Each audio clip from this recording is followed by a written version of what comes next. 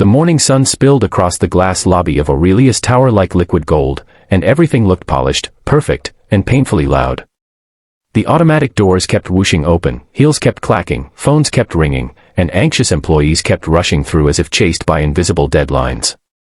And right in the middle of all that noise stood a little girl, small, trembling, her fingers jammed tightly against her ears as if the world itself were hurting her.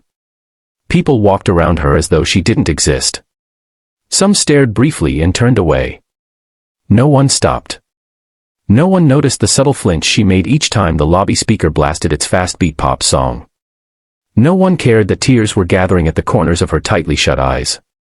No one, except the man everyone feared.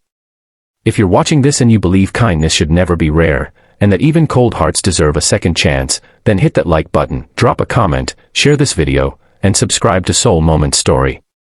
Let's keep stories of compassion alive. The man was Caspian Vale, the famously unreachable CEO, known across the city for his stone expression, razor discipline, and reputation colder than the marble floors he walked on. Employees used to joke that his shadow alone could freeze a cup of coffee. He never smiled. He never paused. He never cared. But the moment he stepped into the lobby and saw the little girl shaking, hands over her ears like she was trying to hold her world together, something inside him, something long locked away, shifted. He halted mid-step. It was so out of character that two employees nearly bumped into each other behind him. Caspian watched her, really watched her, the way he rarely observed anyone anymore. Her brown hair was messy, her backpack half unzipped, her breathing uneven. She looked maybe 7. Alone. Overwhelmed.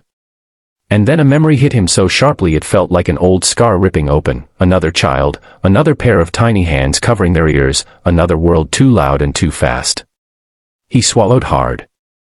The next second, he reached up, took the sleek black remote from the receptionist's desk, ignoring her startled gasp, and turned the lobby speakers all the way down until silence washed over the hall. The whooshing doors and clicking heels still made noise, but the suffocating music disappeared instantly. The girl's shoulders dropped an inch. Then 2. The shaking slowly eased. Caspian approached her with cautious steps, as though approaching a frightened bird. He didn't reach out. He didn't crouch suddenly. He simply came close enough so she could sense his presence without it being overwhelming. Her eyes peeked open, huge, watery, and confused. She stared at him like she wasn't sure if he was safe or dangerous. He spoke softly, a voice no one believed he possessed. "It's okay. The loud part is gone." Those words shouldn't have mattered. But they did. Her hands slipped free of her ears, though she kept them hovering nearby, just in case. That's when her mother came bursting into the lobby, breathless, hair messy, panic radiating from her like heat. Her name was Aria Wren, and she had that gentle but exhausted look single parents often carried. When she saw her daughter, she rushed forward almost in tears, apologizing to her, apologizing to Caspian, apologizing to the entire world. Her daughter, Mira, clung to her like she'd been lost at sea.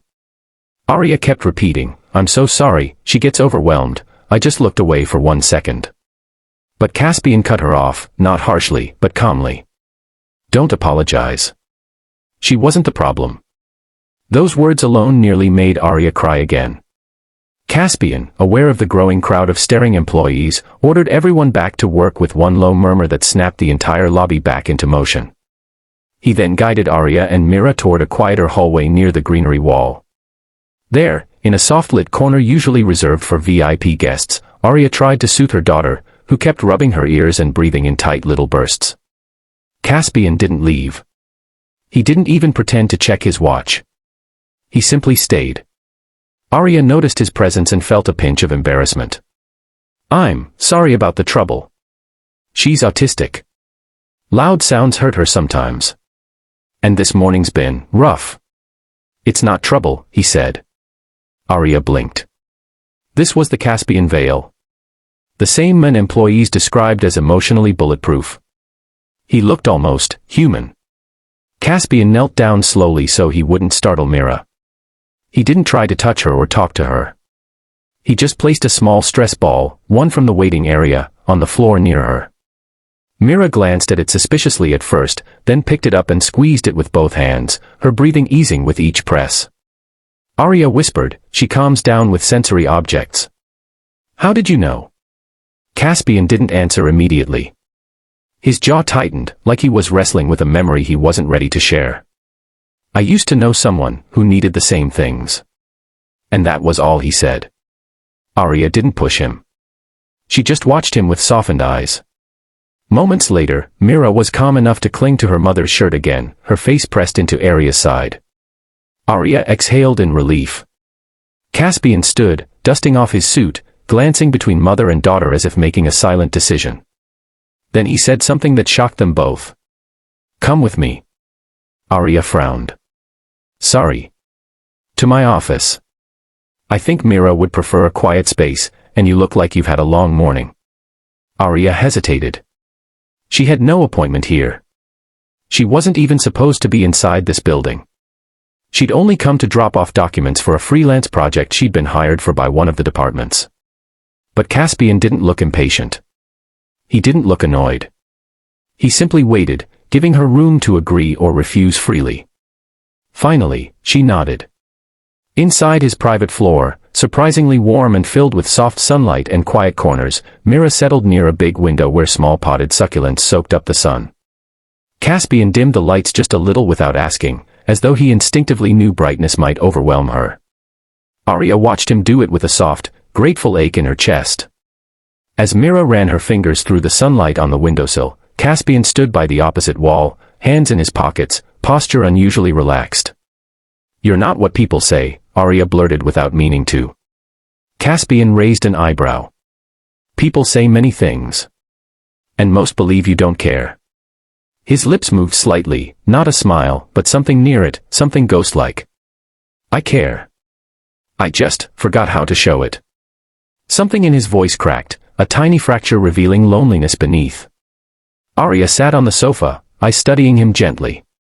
If you don't mind me asking, who was the person you mentioned? The one who needed sensory things. He was quiet for a long breath. My younger brother, he finally said. He passed away when he was 9. Arya covered her mouth. I'm so sorry. He was autistic. The world was too loud for him. Too fast. Too unpredictable. I used to help him calm down. I knew the signs. But one day, I wasn't there. And he needed me. Arya felt her heart twist. Caspian's voice lowered to something barely audible. Sometimes people call you cold when they don't understand the things you've had to bury. Silence draped the room like a soft blanket. Mira shifted closer to her mother, leaning against her gently. Caspian watched the little girl with a tenderness he didn't try to hide. Arya said, you helped her today. I don't think your coldness is real.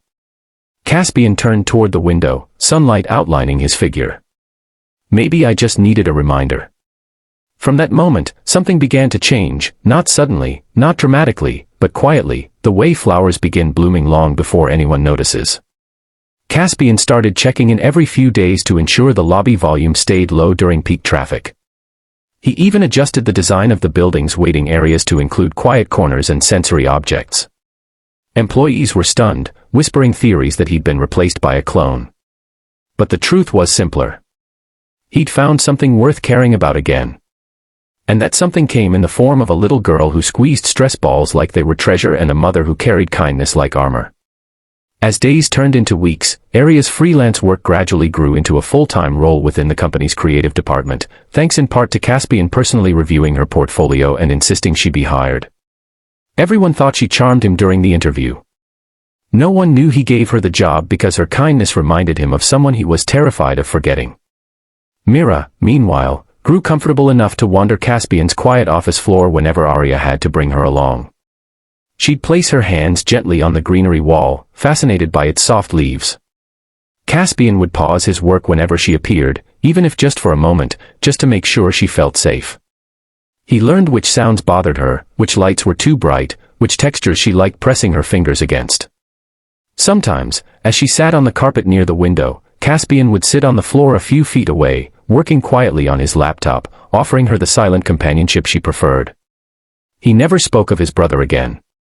But Arya could tell, Mira was healing something inside him he never thought would reopen.